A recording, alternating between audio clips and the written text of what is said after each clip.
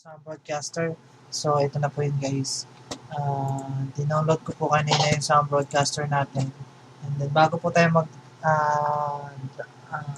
mag-start, so sa mga naka-Windows 7, so kailangan pong naka-off po ang ating antivirus. So, para po hindi masira ang ating installer. At sa mga naka-Windows 10 naman po, add lang po natin to sa exclusions. So, para hindi po masira yung ating installer. So, paano po mag-add na exclusions? So, gagawa muna tayo ng folder. Ayan.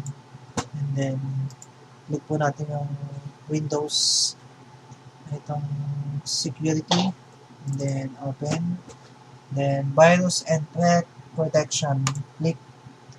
Hanapin po natin yung virus and threat protection settings. Ito po yung manage settings. Click. And then, explosions. Add lang po natin yung folder na inilagay natin kanina sa desktop. And then, yun na po. Yan. Click select folder. So, since na-select ko na naman po siya, nandito po siya sa listing. So, hanapin po natin. Yan, Sambro broadcaster, na-add ko na siya. So, pwede na nating extract yung na-download nating installer.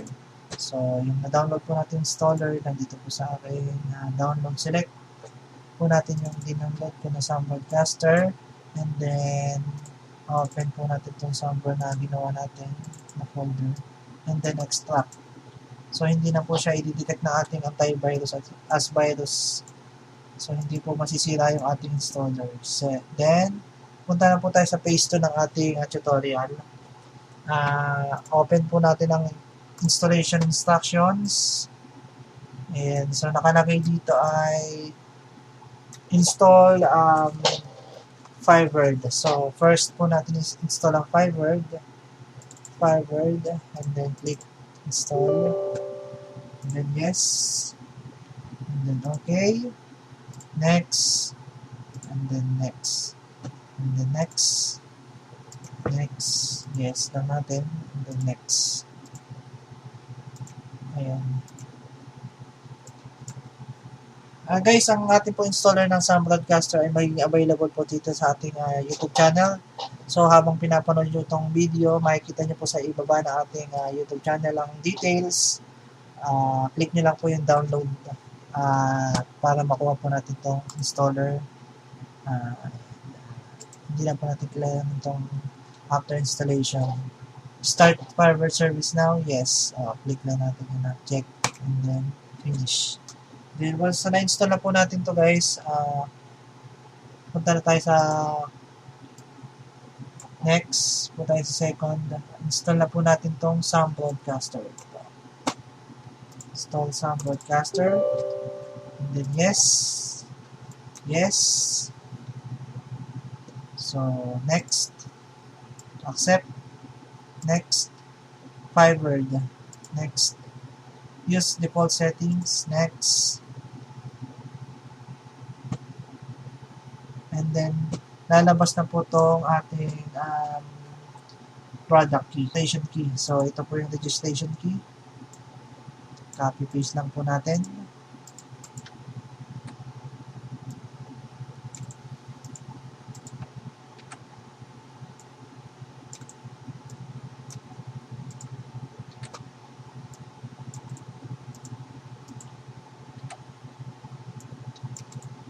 Once mailagay na po natin to, click next. And then, uncheck this nasa baba. Uncheck lang. And then, run some program. Click finish. And then, uncheck. Then, continue. Once na nakita na po natin to, click lang natin tong config. And then, registration key. So, makikita po natin tong days left is unlimited. So, wala po tayong isipin na mag-expire itong ating Sambro broadcaster dahil wala po itong expiration date. So, yun po guys. At hope na nakatulong. At sa mga bago pa lang po, click po natin ang subscribe at click ang ating bell button para po sa mga latest updates. At hopefully nakatulong po kami sa inyo at maraming salamat po.